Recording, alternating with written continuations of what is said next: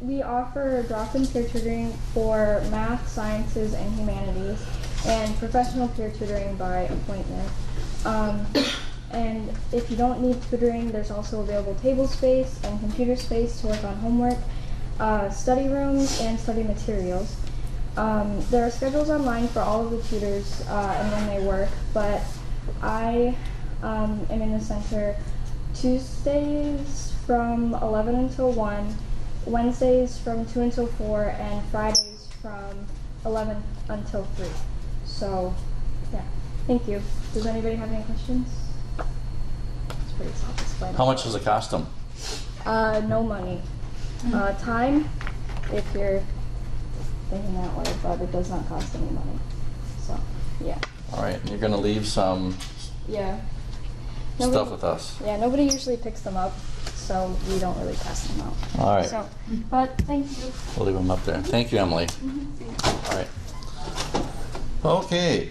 Well, today, looks like we have the stuff here to go. Last day that I'm going to be giving you all these reminders. After today, I'm going to expect you to be the responsible adults that you want to be, which means that you know how to look in the syllabus and you know how to look at what dates things are due and so forth. So again, this is the last day that you'll see all this, but you do have an email due today. And where do you find that email, by the way? Back your syllabus. Back your syllabus, exactly. And the syllabus quiz is on D2L Brightspace. That's due tomorrow. The Mastering Chemistry homework quiz for Chapter 2 is due tomorrow. The practice problems for extra credit are due. One was due last night, and one is due tomorrow night. So if the question is, how do I get extra credit in here? Your syllabus has a section on it on extra credit, and you'll find those problems also where? Mastering Chemistry, very good. Last day for in-class questions on the syllabus. Any questions that you have on the syllabus?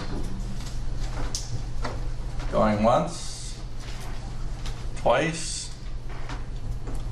The syllabus is crystal clear then. There's going to be no excuses. I didn't know a test was coming. I didn't know about due dates. I didn't know about any assignments. Syllabus is crystal clear. Okay, last chance. Okay, no excuses. Last week in lab we did the required safety training. You will need to have this completed before participating in lab activities. I've already met with my lab section twice. Patty Pieper will be meeting with the other half of you for the second time later today. If you have her for lab and have not participated in the safety training, she is actually in lab right now with some students, and once we're done with class, you can go across the hall and talk to her about how you get that required safety training completed. Pre-lab quizzes on D2L must be completed with a minimum score of 2 out of 3 before participating in lab each week. And then, of course, we've been working on the Socrative student app. When you do sign in, I am taking attendance, sort of. If you just simply put in a name Tony, and I don't even have any Tonys in here, I'm going to have no idea who you are. So when you sign in, always sign in with last name, first name. You don't have to give the whole thing, at least part of it, so when I sort things, I can sort them alphabetically by the format last name, first name. So any questions on that? All right, so let's look at the Socrative app and see which question we had. The question here was the one that we left with at the end of the hour. We were asked to convert 65 miles per hour to SI units, which would be meters per second, and then to give the answer with the correct number of significant figures and the correct units. So we go down the line here. It looks like we have some variations in answers, but what does the most common answer appear to be? 29. And the correct answer is 29 meters per second, and that is the answer with the correct number of significant figures. So again, 29 meters per second is where we're headed with this. Now, if you want to know where that 29 comes from, we can set it up. These are 2 different ways you could set it up, but it could be set up many, many, many different ways. But one of the ways then, remember we talked about starting by writing our units, so we showed them stacked one over the other. numerator and denominator. We're trying to get over to meters per second.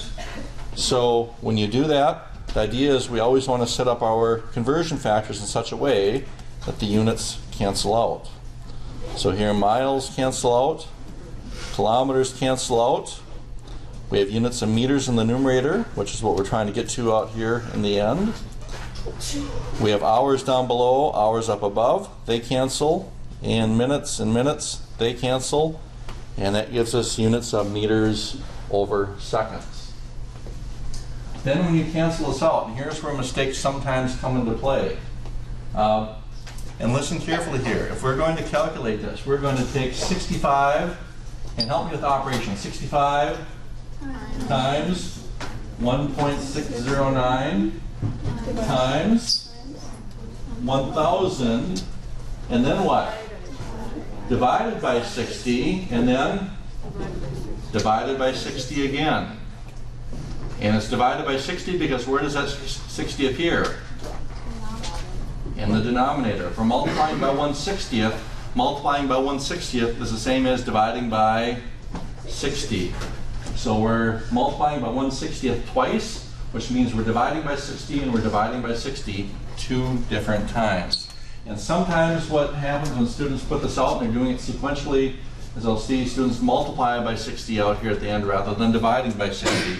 But remember, we're not multiplying by 60, we're multiplying by 1/60th, which is the same as dividing by 60. Sometimes I get asked, can I combine conversions together that I know in my head? And sure, that's fine. Sometimes a mistake I'll see in this one is, oh, there's 60 seconds in an hour. Like, no, there's not 60 seconds in an hour because there's 60 seconds in a minute and 60 minutes in 1 hour. So if you want the number of seconds in 1 hour, then you have to take 60 times 60, which is going to give us 3,600 seconds in every 1 hour. But just like before, units here are going to cancel out. Here, instead of choosing to convert to kilometers and then over to meters, we are first converting to feet and then to meters. Doesn't really matter as long as we wind up with the correct units out in the answer. Feet over feet are going to cancel here. And in either case, we have units of meters per second. And out to two significant figures, we wind up with an answer of 29 meters per second. So any questions on these? Yes, ma'am. Why is it two significant figures and not one significant figure? Why is it not one? And where are you thinking that the one might come from? Because and that's okay, because others have the same question. Because there's one significant figure in like 1 mile or 1 kilometer or 1 minute, or so I saw that as like the lowest amount of significant figures. Okay. And this isn't. And part of the reason why it isn't, if you pull out your conversion sheet, and I'm going to go up here and I'll put in a conversion sheet right here. If we look at the conversion sheet, for example, when we say 1 mile is equal to 5,280 feet, this is an example of an exact conversion. And recall that an exact conversion has how many significant figures? An infinite number. And usually when it comes to 1, we simply write 1, and that just means like we're counting one person of you. It's not like there's not 1.001 of you or 0.999 of you. There's exactly one of you for whatever else. So same here. There's exact for every 1 meter, there are exactly 5,280 feet. And so again, this exact conversion, which these have an infinite number of significant figures. Likewise, these conversions up here, these are good out to 4 significant figures. And again, these are all listed as 1 is equal to something. And so here you'll see that the 1 is always compared to something with 4 significant figures. Time conversions, when we say there's 60 seconds in a minute, that's an exact conversion. It's not 59.9999 seconds in 1 minute. It's exactly 60 seconds in 1 minute. But you're not the only one with that question. I hear it all the time.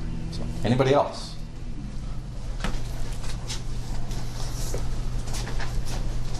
All right. Next up, there's another question up here on your Socrative app.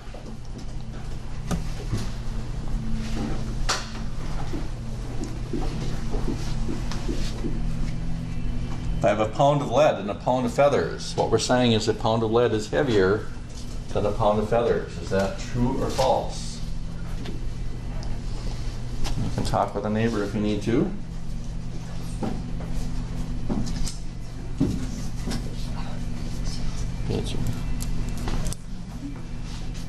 Remember, we're logging in last name, first name as your convention. And we'll give you 5 seconds to lock in an answer. And we'll count down. 5, 4, 3, 2, 1. And that is false. And why is it false? How do they, what is their comparison to each other? Their weight is? 1 pound. 1 pound, exactly. They weigh the same thing. So what is different about them though? There's more feathers and less than maybe. Go ahead first. What it consists of. Okay, what it consists of, sure. The analysis. What else? Someone from the back. Yes. Density. Okay. And they also differ in something else. What else are they different? Yes. Mass. They do not differ in mass. When we talk about a pound of it, pound is weight. Volume. And so as long as we're talking about having them occur in the same location, their mass is going to be the same as each other. But there's one more thing that they differ in. Not yet? It is? Volume. Volume, exactly. So if I had a pound of lead and a pound of feathers, which one is going to have the bigger volume? Feathers. Feathers. A pound of feathers is going to be a rather big bag. A pound of lead is going to be really probably a pretty small marble of the lead. So they differ from each other in terms of their volume. And they're related, as the concept was mentioned back here, they're related through the concept of density. And so we define density like this.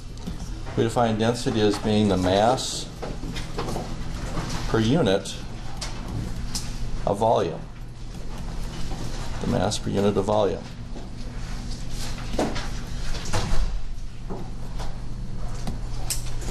And one of the things we're going to be doing in this course is we need to interpret what these words mean.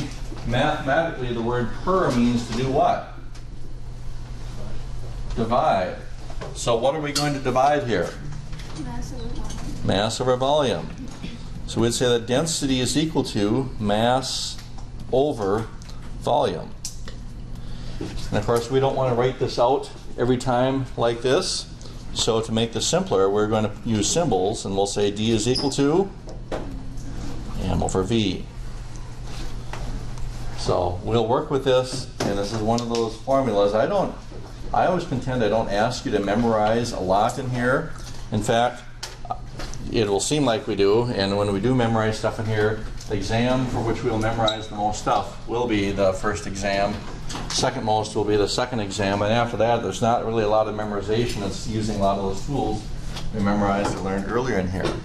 But in case I haven't mentioned, this here, these conversions, is something that will be given to you on every exam. You'll have the English to English conversions, and you'll have the English to metric conversions, but you need to be memorizing the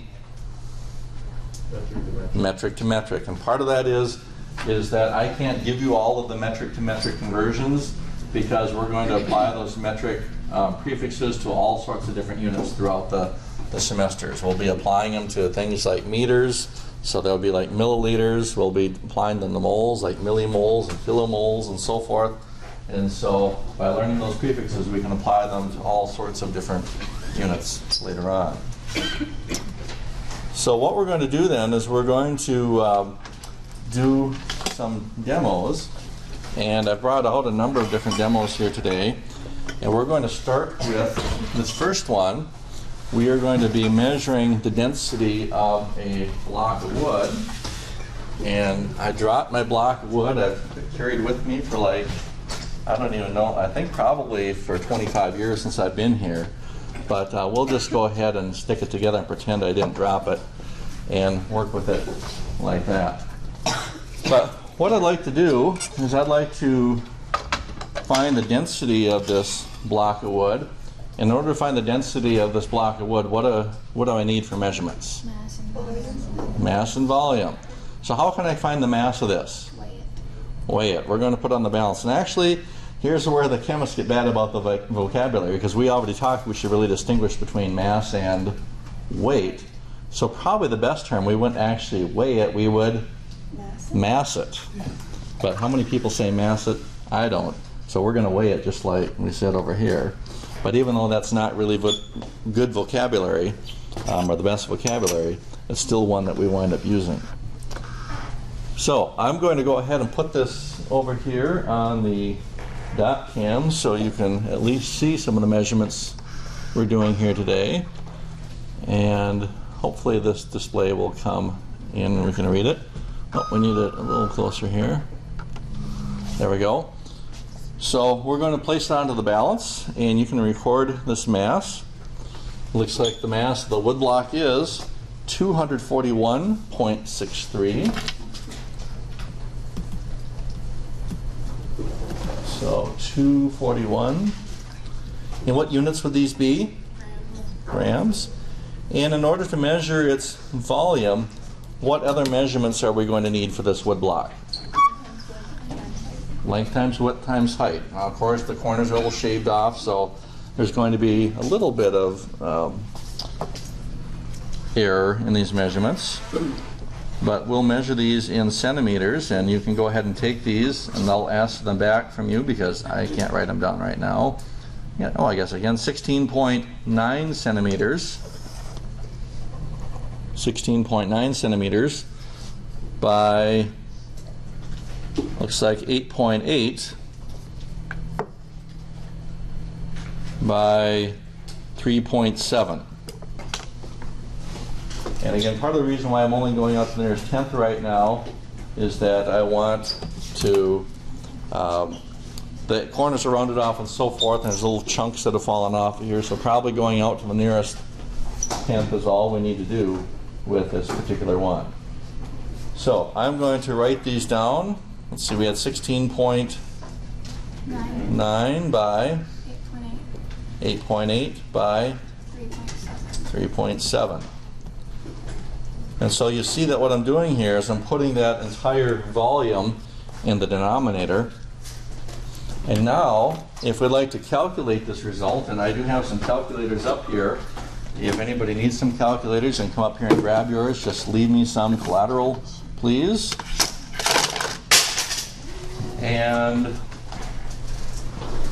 in order to calculate it, we'll do just like we did before, as we're going to take whatever's in the numerator, which is the 241.63, and then we are going to divide it by 16.9. We are going to divide it again by 8.8, and we'll divide it again by 3.7. And there are some advantages to doing it this way by doing it as a single calculation, and I'll show you here the way that I did this on my calculator. By doing this as a single calculation, I don't know why it takes so long to focus all the time. There we go. By doing it as a single calculation, what we're doing is we're eliminating rounding errors. So we're taking 241.63, dividing it by 16.9, dividing it by 8.8, and dividing it again by 3.7. And we divide by each one of those values that show up in the denominator. And when we do that, I'm coming up with an answer here of 0.439111 or 1164. How many significant figures should be in that answer? 2. So rounding it off to 2 significant figures, I'd have 0.44. The units would be grams over centimeters cubed. So it'd be grams per cubic centimeter is the way that we would read that. Now, because 1 cubic centimeter is the same as 1 cc, which is the same as 1 milliliter, we could also write this density as 0.44 grams per milliliter. And that's another way that this can be written. And they are the same thing because a cubic centimeter and a milliliter represent the same amounts. And usually when we look up our densities, For example, there's a table of densities that appears in your text, and you will be using this when you work on some of your problems, perhaps. Anybody know where that table is?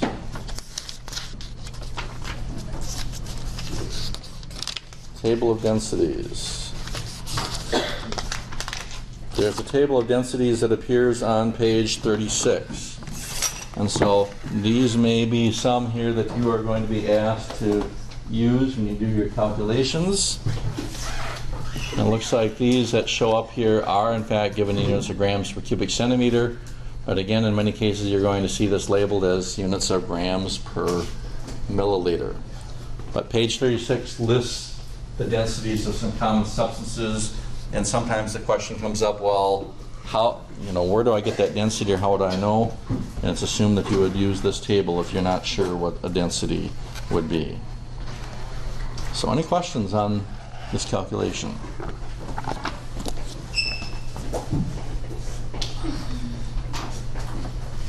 All right, next up. Here's one that we're going to do with graduated cylinder. And I'm going to write down some information for this one. And the information looks like this.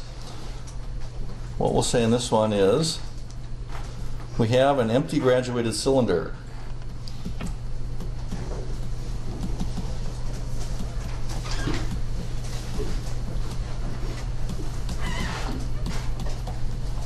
Has a mass of, and we don't know what that is yet, we'll fill in that blank in just a moment. And then we're going to fill it up with some water. So we'll have blank milliliters of water at, and I need to check out what my temperature is in here right now. And I have my temperature probe hooked up. So we should see what that temperature is in here. Looks like we are at 24.4 degrees Celsius. So we have blank milliliters of water at 24.4 degrees Celsius was added to the cylinder.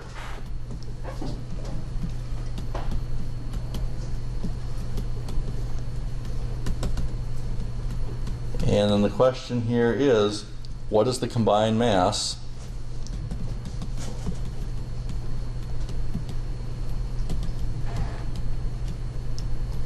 of the cylinder and water?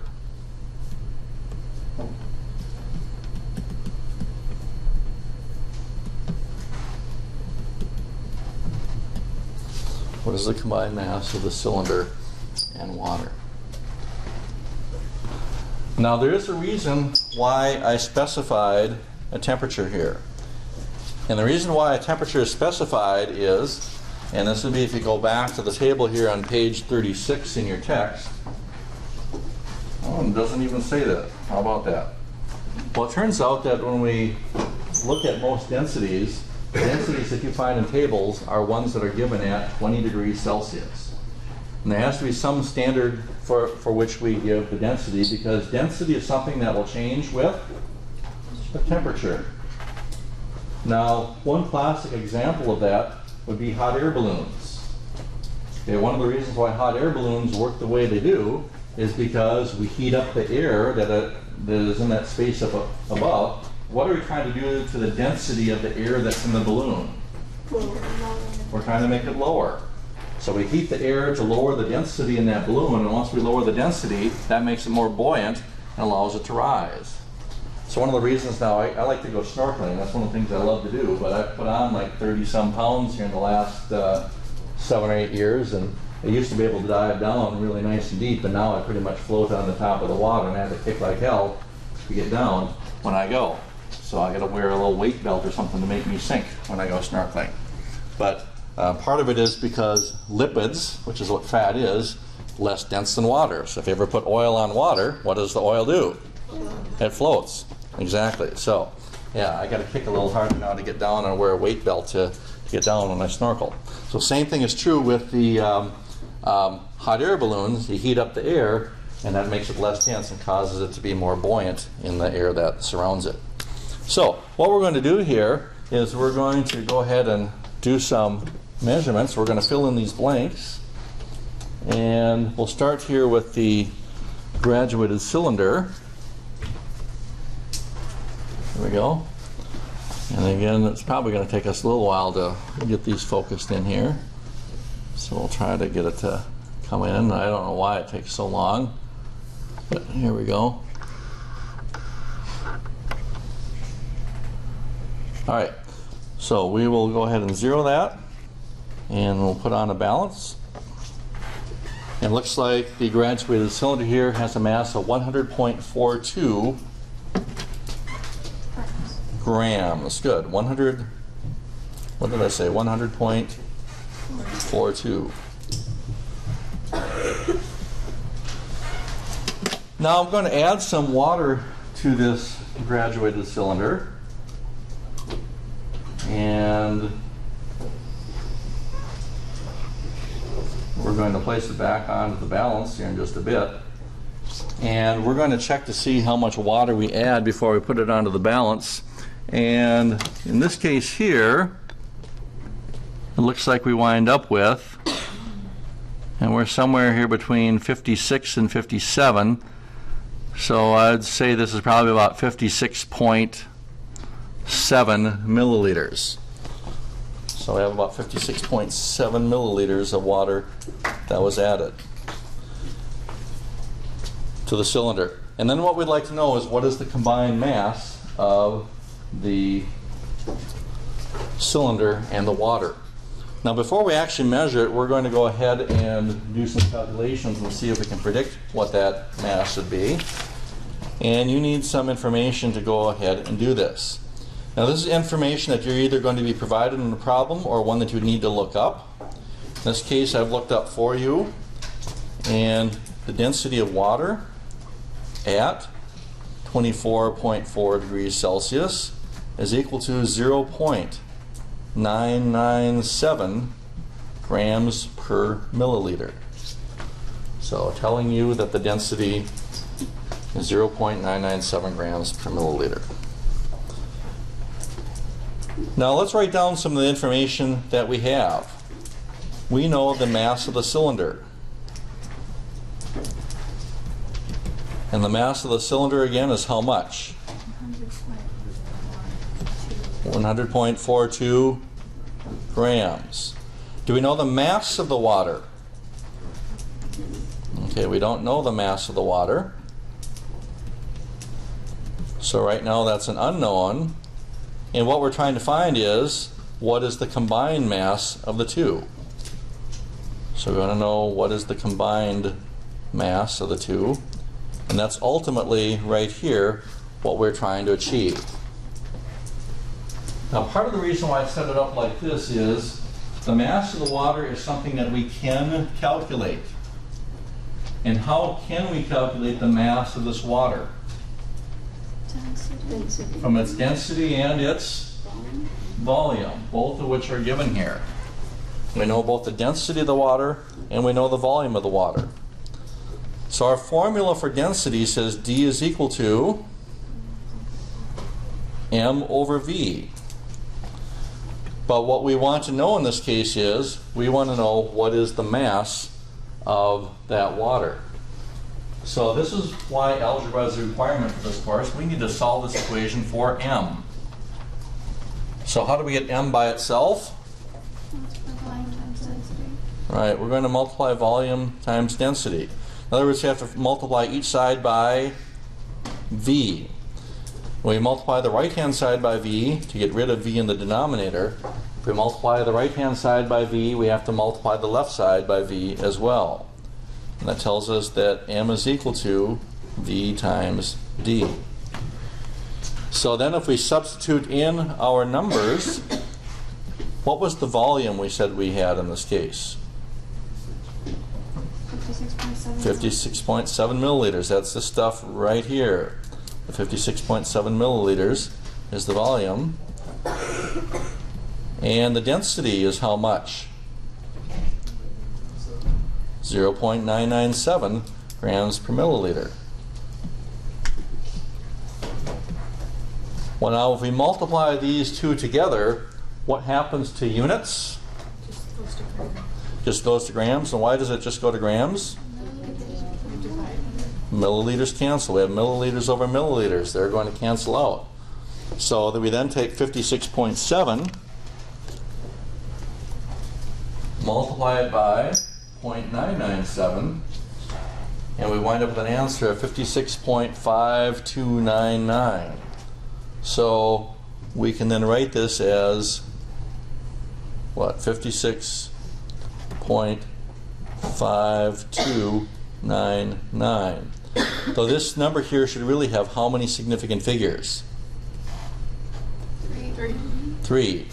Because this has, and this has 3, so our answer here should have 3 significant figures. So this is really good out to the 10th place. So we then put this in. We have 56.5 grams. We can then go ahead and multiply these two together. Not multiply, sum the two of them together. So we'll take 100.42 and add to it 56.5.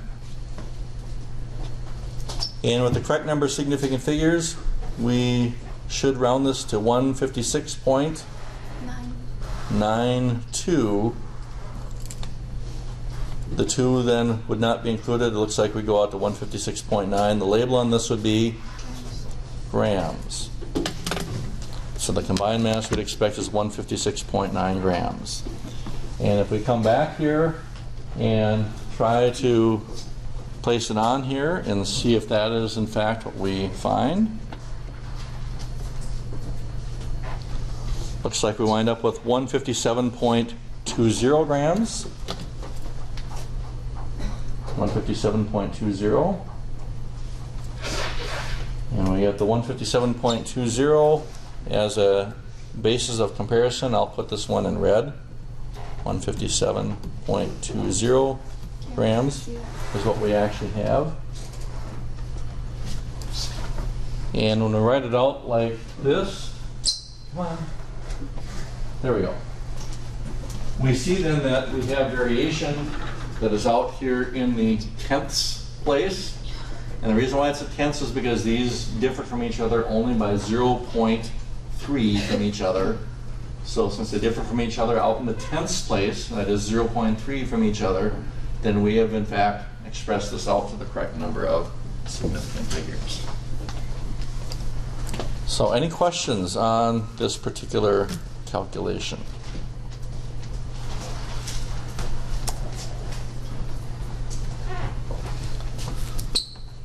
All right, now let's say that we have D is equal to M over V, and we wanted to solve for the volume. How do we get V by itself?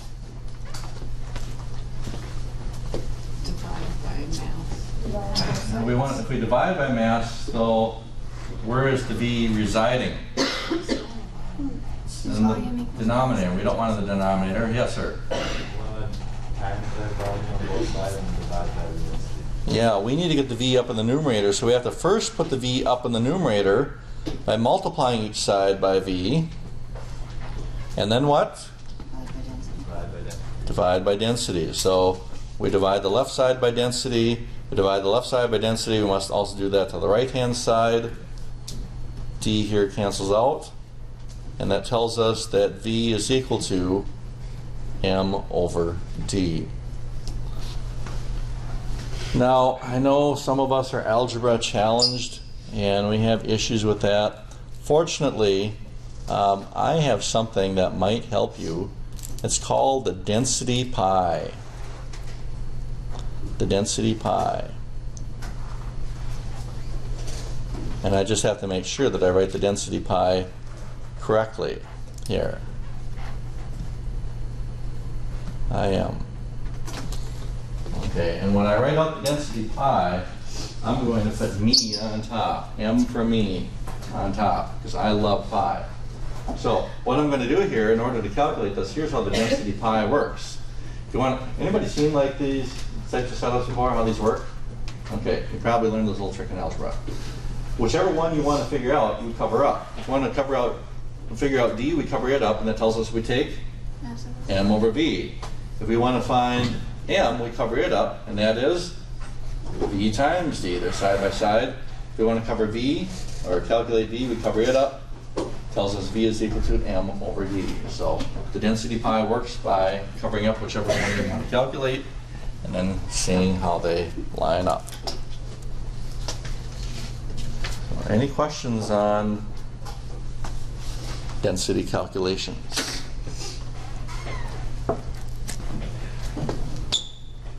All right. That is chapter 2. That is chapter 2. And from here we are going to move on. And we're going to go to chapter 3. And chapter 3, this is really kind of the stuff that got me interested in chemistry way back when I was a student sitting in your spot way too many years ago. And we're going to start here by looking at what we call physical change and chemical change.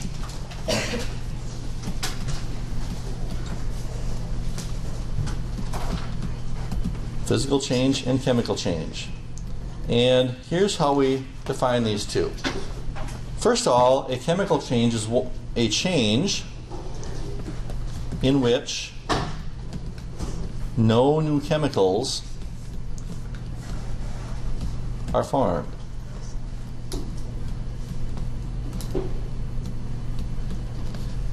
In other words, the chemicals we start with are the chemicals that are there at the end.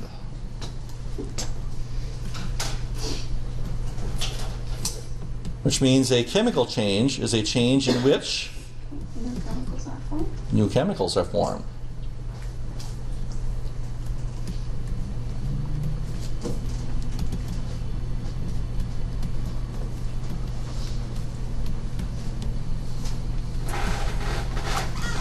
So it's a change in which new chemicals are formed, while a physical change is a change in which no new chemicals are formed. So what we're going to do here today is I'm going to wrap up the class. We're going to spend the last half of the class by doing several demos. And in these demos, we're going to illustrate the concept of chemical change and physical change. Now, I could give you some examples and tell you what this is and what it isn't. But what I'd like for you to do is to decide whether these are chemical changes or physical changes based on the very simple definition. And being based on the very simple definition, then you just always ask yourself, are there new chemicals here or are they not? And if you say that there are new chemicals, of course, then that is going to be a chemical change. The table we can get set up for this will look something like this. We're going to do a demo. In fact, I have 8 demos. And you can get it set up so you can put the demo on the first column, and then we're going to ask, is it a chemical change or physical change? I'm going to give you a chance to talk each one over with your neighbor. And of course, we're going to do this on the Socrative app.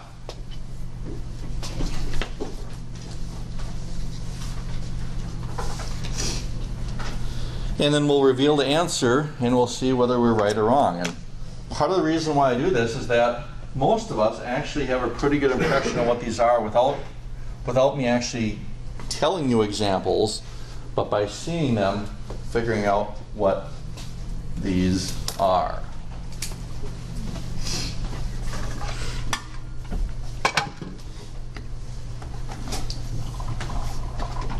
So I'll give you a chance to get these first few down, and I'll zoom out actually so you can see the rest of them. Save some room. The reason why I save some room is I'm going to write these out. I don't want to reveal in advance the observations. So the reason why there's some spaces in here is I'm going to fill in some extra words here as we demo them.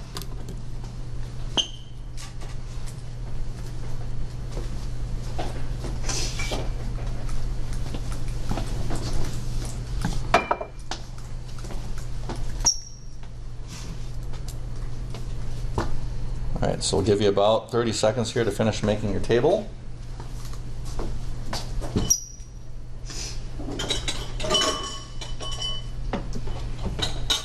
And then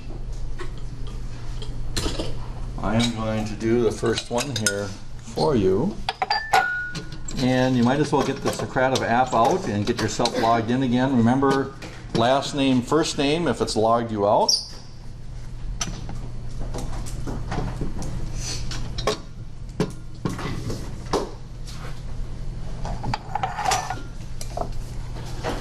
And we'll take a look at our next question here.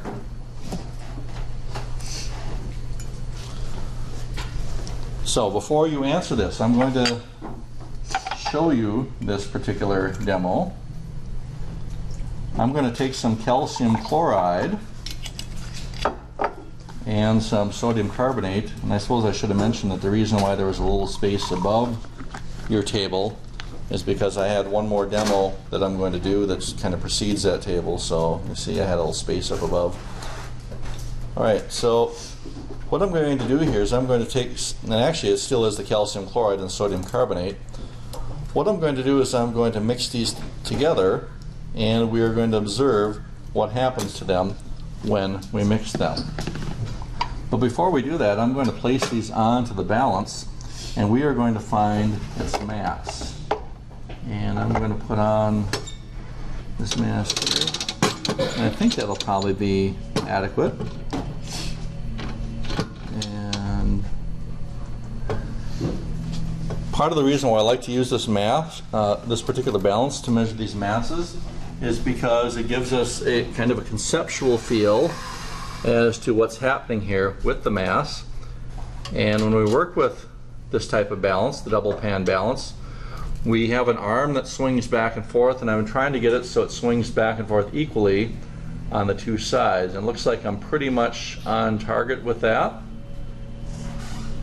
And so I'm going to read this mass to you. It looks like we have 260, so 262.2.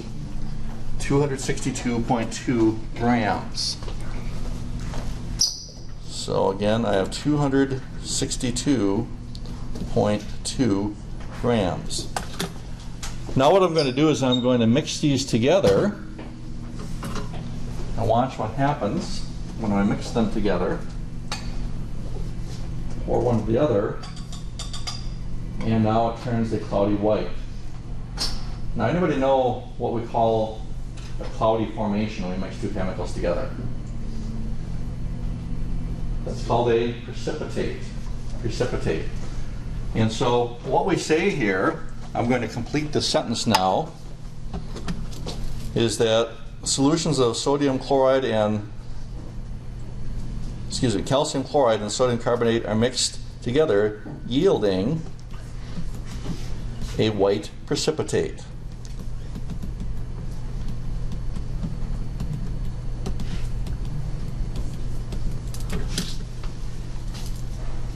Yielding a white precipitate.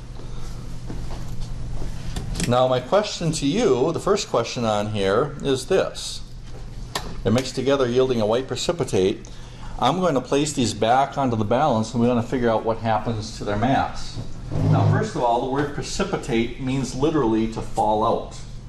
And where have you heard precipitate or precipitation before? Rain. Rain or snow or hail. Basically anything that falls out of the sky. But chemists use it also to describe a solid that we form when we make solutions together. Because what's going to happen as I allow this to sit for a while is that this precipitate is going to fall out of solution and is going to wind up sinking to the bottom. Okay, so the question to you is this. Will the mass measured on the balance, will it increase, decrease, or stay the same? And talk with a neighbor. Once you figure out an answer, I'll give you about 30 seconds here. Talk quickly with a neighbor if you can. And then get an answer locked in. That's what I'm going to ask you to do in all of these. Talk briefly with the neighbor. I'll give you about a minute each time to talk. And then lock in an answer.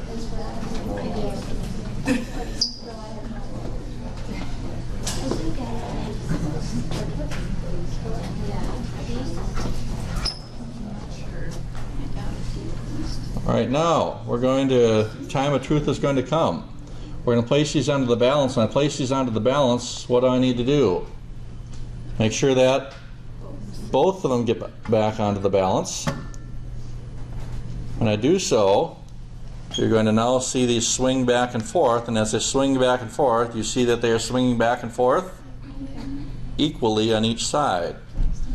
And so that tells us that the mass has stayed the same. The mass has, in fact, stayed the same.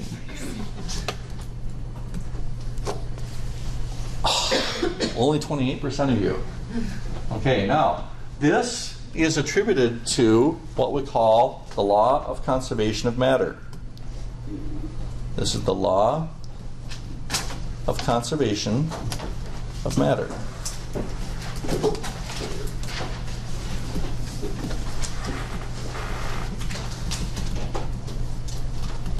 And sometimes it's called the law of conservation of mass. Same law. And what it says is this: matter can neither be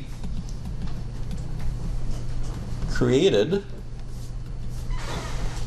nor destroyed.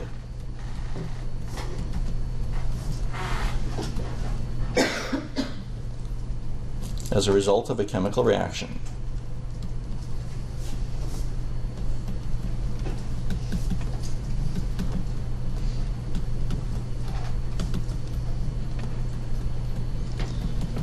Matter can neither be created nor destroyed as a result of a chemical reaction. So what happens instead is we're not creating or destroying any matter. What happens is that the atoms are simply rearranging themselves in a different manner. Sometimes they're connected one way, at the end they're connected a different way. It's kind of like if we had a bag of nuts and bolts. If the nuts and bolts were separate to begin with, and then we connected them back together and we weighed them again, how would the weight of the mass compare before and after? It's going to be the same thing. It's just like atoms. We are simply taking them apart and putting them back together a different way when we carry out chemical reactions. So then your next question, and this is coming up on the Socrative app, is this a chemical change or physical change? What we just observed here. Is this a chemical change or physical change? Talk with a neighbor. See what you think. Chemical or physical? Go back to your definitions. Your definitions here. Ask yourself, are there new chemicals or are there not new chemicals? And once you get your answer, go ahead and lock it in.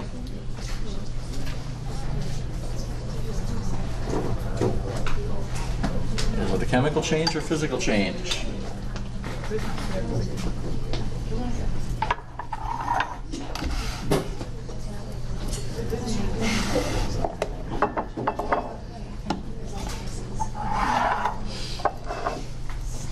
We'll give you about 15 seconds here to get them locked in. And then we're going to count down. And we'll count down. 5, 4, 3, 2, 1. Wow.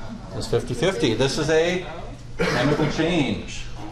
So even though we didn't create matter or destroy matter, they did rearrange themselves in a different manner. Did we have a white solid in there to begin with?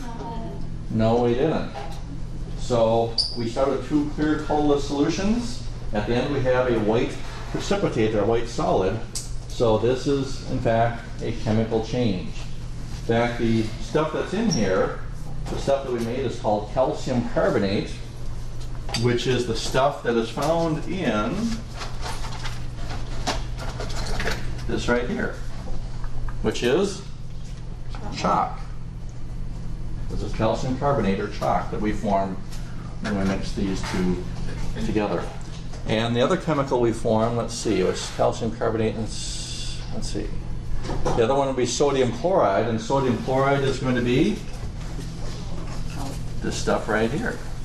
So we made some chalk and some salt by mixing these two chemicals together. Okay, next question, or next demo. I'm going to take some baking soda and vinegar, and we will put the vinegar in here, and we'll put the baking soda in this one. And how many mix baking soda and vinegar together? And what happens when you do it? Little mini volcano, yes. We're doing the elementary school volcano. Of course, we need to add a little bit of food coloring to that to observe it. But let's see if we can go ahead and do a before and after mass on this one. Looks like we're going to have 330 something. And the mass I'm weighing out on this one now. Looks like we have 338.2.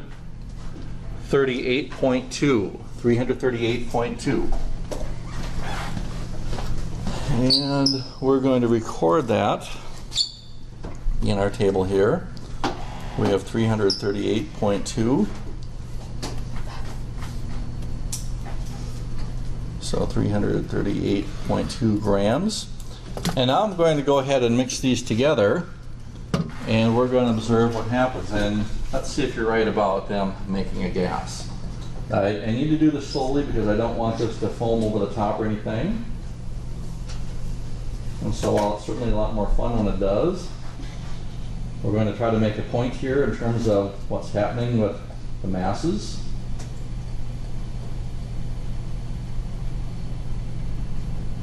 So we'll go a little slow.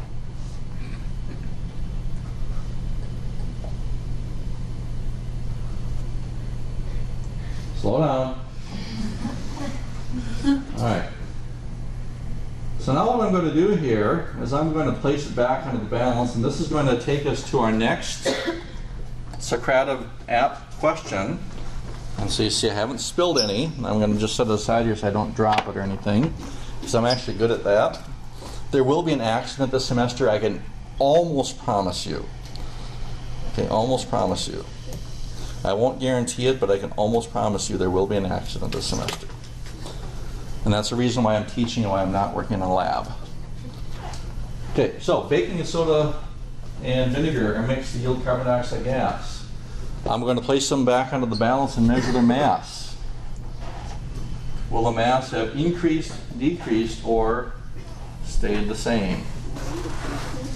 Talk with the neighbor.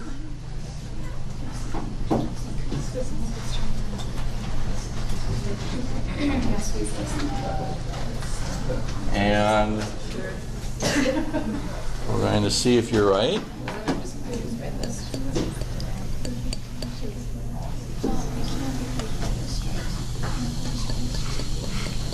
All right, let's go ahead and test these out. And when I place these on here, should I place one of them or both of them on there? Both, right. And so I placed both of them on here. You can see now what's happened to the mass. Later. It's lighter.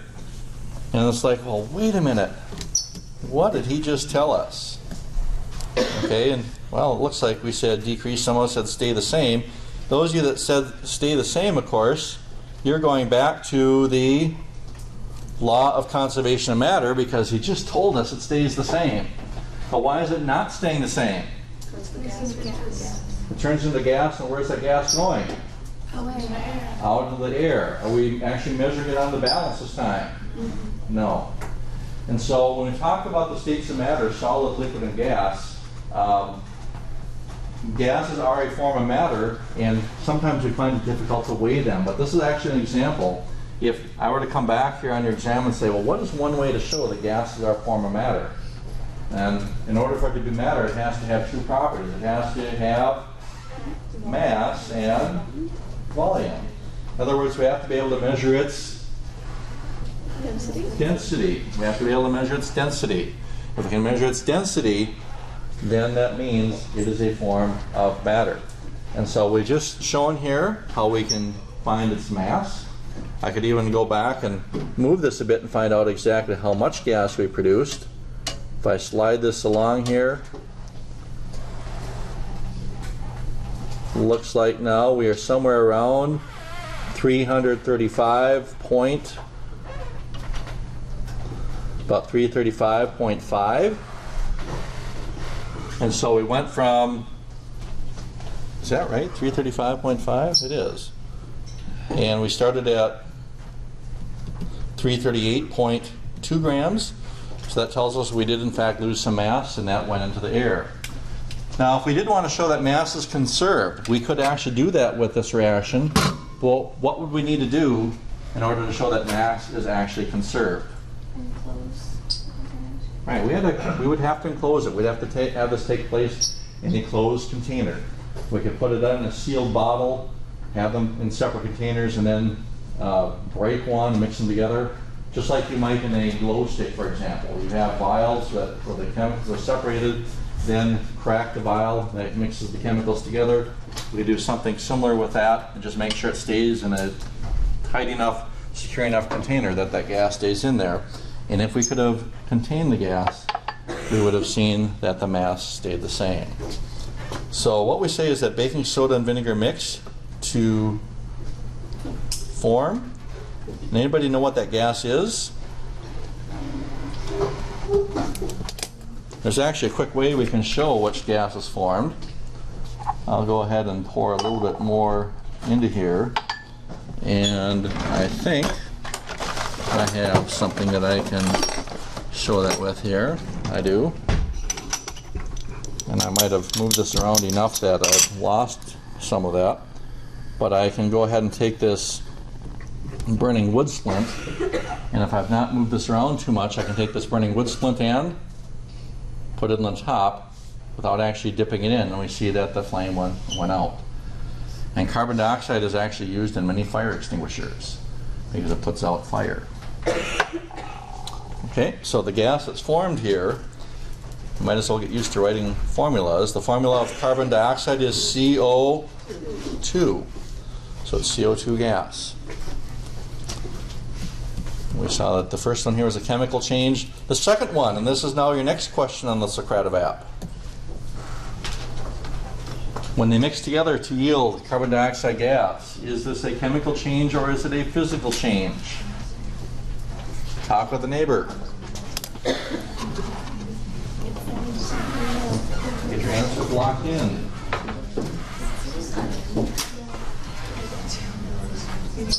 And once you get it locked in here, we'll count down.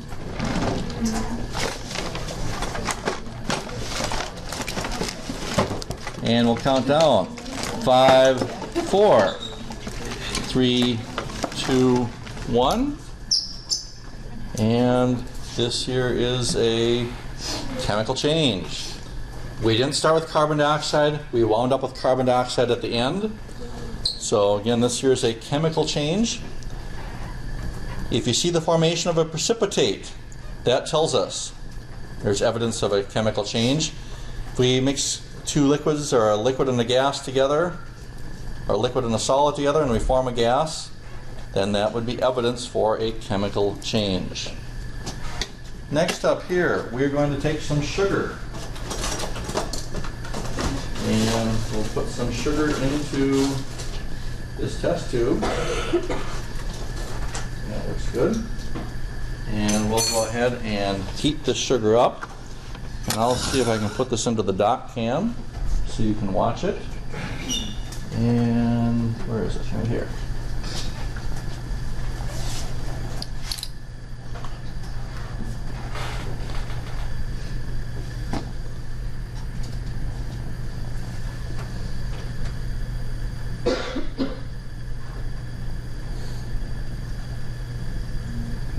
I may notice that it's beginning to bubble.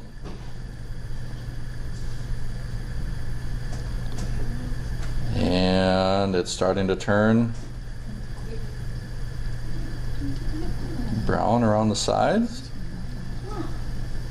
So I am heating sugar until it turns brown.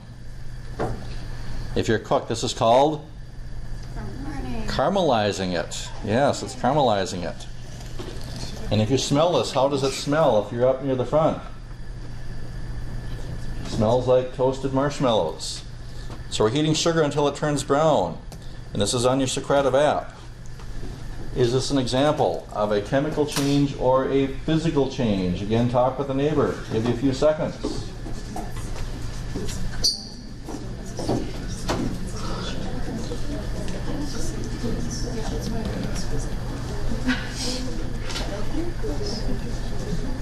Chemical change or physical change?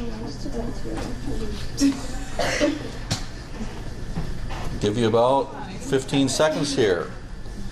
And we'll count down. 5, 4, 3, 2, 1. This is a chemical change. Now, chemical change because do we have the same chemicals in here as we did before? Well, we better not. Did we have a brown substance in there before? No. If you were to taste this, how do you think it tastes? Burnt sugar. Would it taste burnt at the beginning? No. If it has a different taste, a different smell, a different color, all of those are evidence of a chemical change. And that's one of the reasons why we cook foods, is we want to give them a different taste. Sometimes we want to kill the bacteria or whatever, but that's a chemical change as well. So that's a chemical change. So again, all of those things. Color change is an example of a chemical change. Changes taste, that's an example of a chemical change. If it changes in odor, scent, it's an example of a chemical change. Next up, we are going to take some sugar and we are going to dissolve it into some water.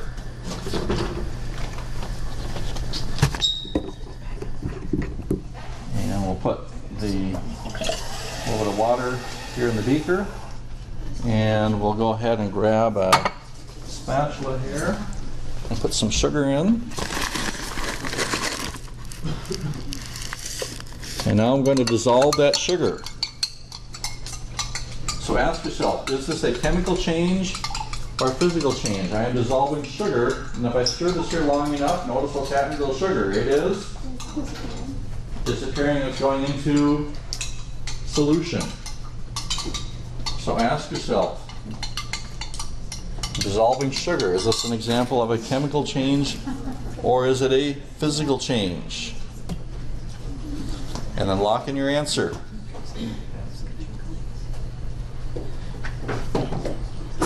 Dissolving sugar in water. That's number 4.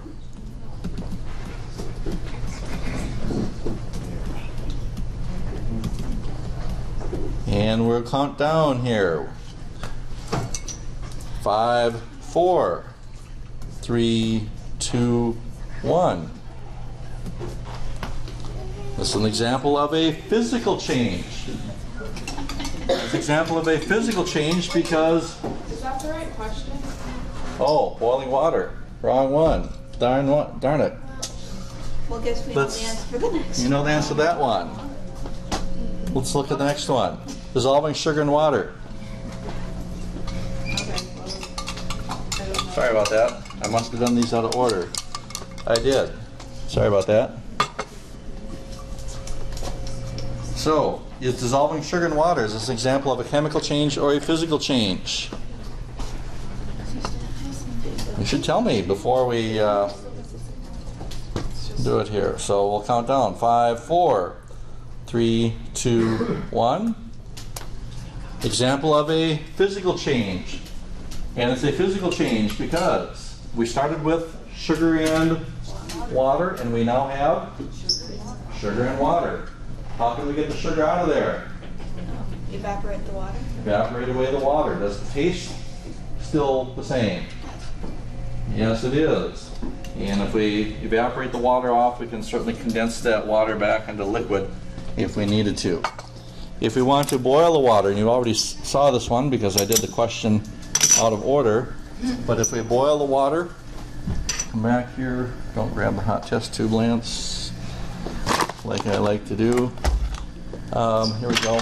And we'll go ahead and take the water, put it in here. We'll show it on the dock cam.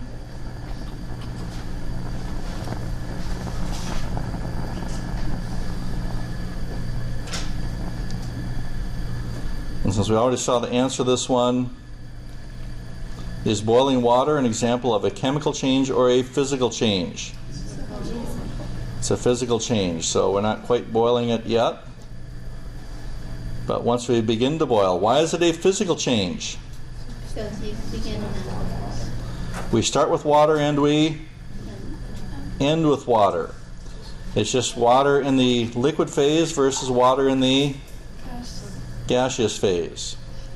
And so there, it's taken a little while. But you probably begin to see, actually, as this is boiling here on the end, that there is, yeah, I told you, I even predicted it right here today. There would be an accident this semester, so damn, I should just do this more often, right? So, that is an example of a physical change. Very good, Lance. How about that? Let's do another one. Ain't that fun? Burning natural gas. I'm doing this one right here. Burning natural gas, an example of a chemical change or a physical change. Talk with your neighbor.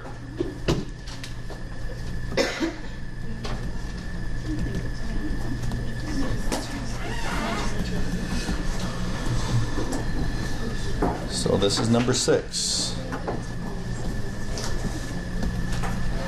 We are burning natural gas.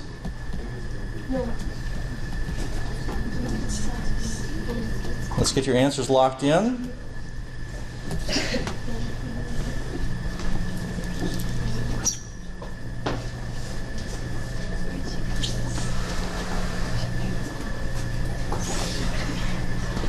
That's actually the first time that I recall heating a test tube over a flame and having it break in class.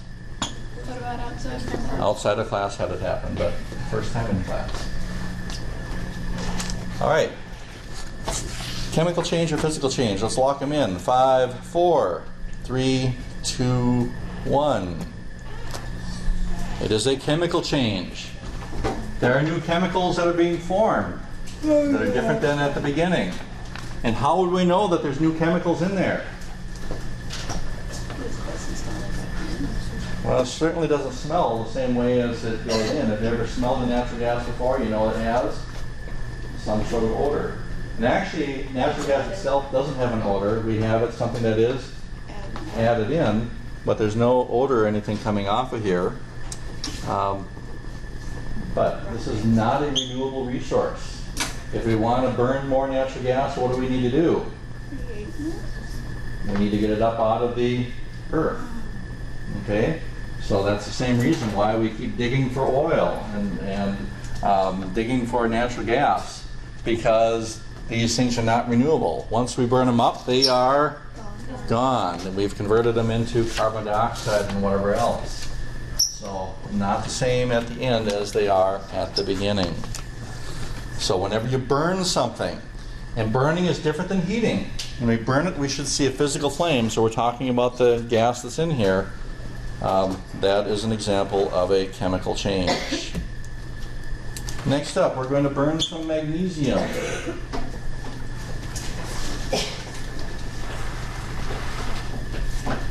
When we burn some magnesium, let's go ahead and turn the lights down when we do this, because I like to say, when possible, test by fire, then do it. And so we're going to test by fire here. And this will be one that when you look at it, you do not want to look at it directly. You actually want to look at it a little bit off to the side. And that's because it does burn so bright. So is this an example of a chemical change or a physical change? At the end here now, what I have is a white powder. This is not a white powder you want to do anything with. Okay, so no funny ideas, anyone? I just started watching Breaking Bad again the other night. Fabulous show. And no, I don't cook meth, but it is a really good show. It is a good show. I mean, it's got a good storyline, and not promoting meth or anything like that. I'm very much against it, but it's a very good storyline if you've never seen it before. And part of it all started, there's a little meme that's going around on Facebook right now. It says, first day of chemistry class. No, I don't cook meth. All right, how do we do? It is a chemical change, exactly. When we burn something. And what else do we see? In addition to us burning, at the end we see a white powder, and we started with a silver metal. So definitely a chemical change. And our last one, I'm going to take some sodium hydroxide and some hydrochloric acid, and we're going to watch what happens when we mix these two together. Well, I didn't mean to give it away what the actual observation is. But we'll pour these two together, and we're going to measure the temperature using our Logger Pro, and pop this in here. And I guess we do need to take the actual temperature if we're going to do this. So I'll take a paper towel here. We'll dip this into the liquid. Here we go. Put this into here. We see that the temperature is about room temp. It looks like about 23.6 degrees. If I put it in the second one, we'll see that it's about a little bit cooler, about 23.1 degrees. So what I'm going to do now is I'm going to take one and pour it into the other, and again just verifying that their temperature is about the same. So watch now what happens when I pour one into the other. We see that the temperature rises dramatically. And the question is this an example of a chemical change or a physical change? So your observation is here. Solutions of sodium hydroxide and hydrochloric acid are mixed, causing the temperature to go up. And we see now it's gone up and leveled off. And looks like it's about time to go here, so let's get your answers locked in. We'll count down. 5, 4, 3, 2, 1. This is a chemical change. Whenever you mix chemicals together, and that causes the temperature to either increase or decrease. That is an example of a chemical change. So get your stuff recorded. There will be a question waiting for you when you come in here next Tuesday. Remember, no class on Monday. It is Labor Day.